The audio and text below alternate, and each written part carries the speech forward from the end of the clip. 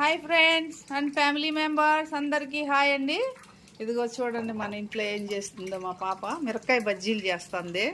చూడండి ఇదంతా కట్ చేసి విత్తనాలన్నీ తీసేసి ఇట్లా ఈ విధంగా పెడుతుంది.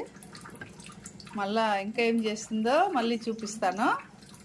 చూడండి ఫ్రెండ్స్, బియ్యం పిండి 2 స్పూన్లు, ఇంకొక 1/4 కేజీ పైన ఉంది శనగపిండి. దీంట్లో ఏమేమి వేస్తాం చూద్దాం రండి. చూడండి, కారపొడి 1 స్పూను, వామ్ 1 స్పూను, బేకింగ్ సోడా అదే వంట సోడా 1/2 స్పూను, సాల్ట్ తగినంత వేసుకున్నాము. మళ్ళీ టేస్ట్ తగినంత వేసుకున్నాము. ఇప్పుడు నీళ్ళు వేసి నీళ్ళు కలిపేద్దాము. చూడండి మిరపకాయలు రెడీ అయ్యిందాయి. మిరపకాయలు బేకింగ్ సోడా వేసి కొంచెంసేపు నానబెట్టింది, బాగా టేస్ట్ వస్తాయంట.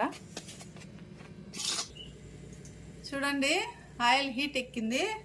ఇప్పుడు బజ్జీలు వేసేద్దాము.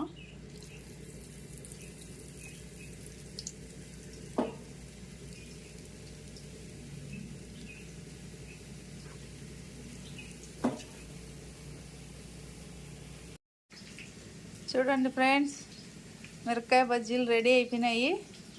తినేద్దాం రండి. Thank you for watching my channel. Video నచ్చినట్లయితే సబ్స్క్రైబ్ చేయండి, లైక్ చేయండి, షేర్ చేయండి. Bye bye.